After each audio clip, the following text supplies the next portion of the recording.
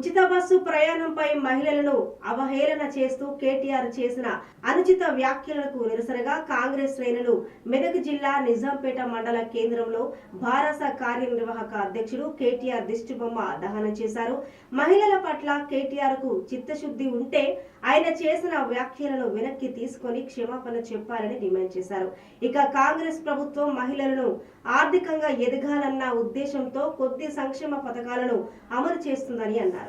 మండలం కాంగ్రెస్ నాయకులు అందరూ కలిసి కూడా మండలంలోని కాంగ్రెస్ నాయకులు అందరూ కలిసి కూడా నిన్న వైరాలో ప్రకటించినటువంటి 2 లక్షల రుణమాఫీ గురించి గౌరవ ముఖ్యమంత్రి గారు 2 లక్షల రుణమాఫీ దఫాలుగా 1,00,000, 2 లక్షల రుణమాఫీ ఈరోజు 15 ఆగస్టు రోజు చేస్తామని చెప్పడం జరిగింది.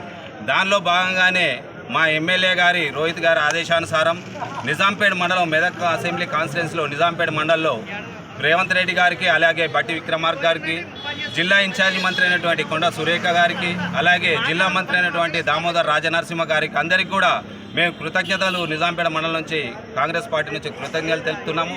ఈరోజు నిజాంపేట మండలంలో పాలాభిషేకం చేయడం జరిగింది. అదేవిధంగా దీని తదనంతరం ఏదైతే ఒక క్యాబినెట్ హోదాలో ఉండి గౌరవ మంత్రిగా పదవి అనుభవించినటువంటి కేటీఆర్ గారు ఏదో ఉచిత ప్రయాణంలో మహిళలు కొందరు చేసినటువంటి అసభ్యమైన మాటలు మాట్లాడినరు.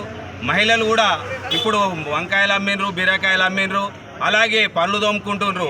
వాళ్ళ దినచర్యలే కాకుండా రికార్డింగ్ డ్యాన్సులు పెట్టి కూడా మహిళలు రికార్డింగ్ డ్యాన్సులు చేసుకోవచ్చనే మాట ఆయన ఏదైతే దాన్ని మాట్లాడిండో దాన్ని నిజంగా ఆయనకు చిత్తశుద్ధి ఉంటే ప్రజల పట్ల, మహిళల పట్ల నువ్వు ఆ మాటను వెనక్కి తీసుకొని ఆడ మహిళలకు అందరికీ కూడా, తెలంగాణ మహిళలందరికీ కూడా క్షమాపణ చెప్పవలసిందిగా మేము నిజాంపేట మండల తరఫు నుంచి కోరుతున్నాము.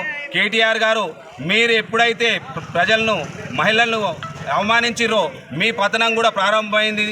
ఈ ప్రారంభమైన దాన్ని కూడా కొంచెం ఉన్నది, దాన్ని కూడా మీరు పోగొట్టుకున్నారు మహిళల పట్ల ఆ మాటలు అనుచిత వ్యాఖ్యలు చేసి.